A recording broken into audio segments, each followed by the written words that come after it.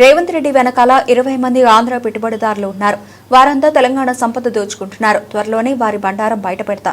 నేను పదవుల కోసం దిగజారి ప్రవర్తించే వ్యక్తిని కాదు. మంత్రి పదవి రాలేదని నేను ఇలా మాట్లాడుతున్నా అని కొందరు అంటున్నారు. కానీ అధిష్టానం మంత్రి పదవి ఇస్తామని ఇచ్చిన హామీ మేరకే నేను కాంగ్రెస్ పార్టీలోకి వచ్చా. 20 నెలల నుండి ప్రతిపక్షాలను తిట్టి ఆ తిట్లు వినలేక ప్రజలు రేవంత్ రెడ్డిని అసహ్యించుకుంటున్నారంటున్నారు కోమటిరెడ్డి రాజగోపాల్ రెడ్డి.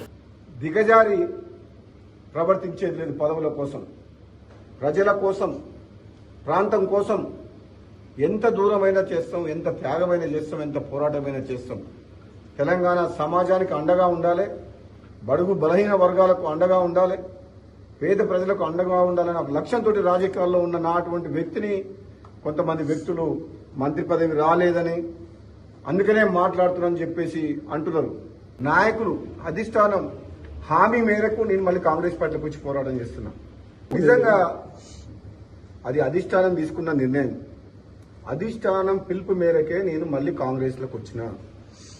అధిష్టానం తరపున సునీల్ కనుగోలు, బట్టి విక్రమార్క గారు, మహేష్ కుమార్ గౌడ్ గారు, ప్రస్తుత పిసిసి ప్రెసిడెంట్, ఆ రోజు incharge general secretary Manikrao Thackeray garu అధిష్టానం తరపున హామీ ఇచ్చి తీసుకొచ్చిండ్రు.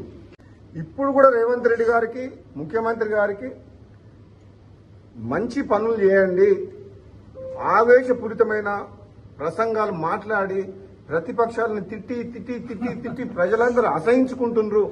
మీరేం చేస్తారో చెప్పండి, మీరు ఇచ్చిన మాట నిలబెట్టుకోండి, కానీ ఊరికే 20 నెలల నుంచి మరి సేమ్ అనకండి అని ప్రజలు అనుకుంటున్న విషయాన్ని చెప్తున్న దర్శనంతో చెప్తున్నా.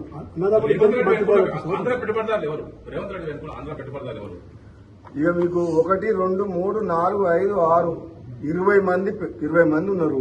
ఈ రాష్ట్రాన్ని దోసుకుంటున్న. ఇప్పుడు కూడా రాబోయే రోజుల సమయం వచ్చినప్పుడు వాళ్ళ బండారం బయట పెడతా. ఏది ఏమైనా తెలంగాణ రాష్ట్ర సంపద లూటీ విషయంలో గాని, కాంట్రాక్టుల విషయంలో గాని, భూముల విషయంలో గాని, ఇసుక మాఫియా విషయంలో గాని, ఏ విషయమైనా సరే తెలంగాణ ప్రాంతానికి, ప్రజలకు అన్యాయం చేసే పని ఎవరు చేసినా బహిరంగంగా మాట్లాడతాం. Thank you.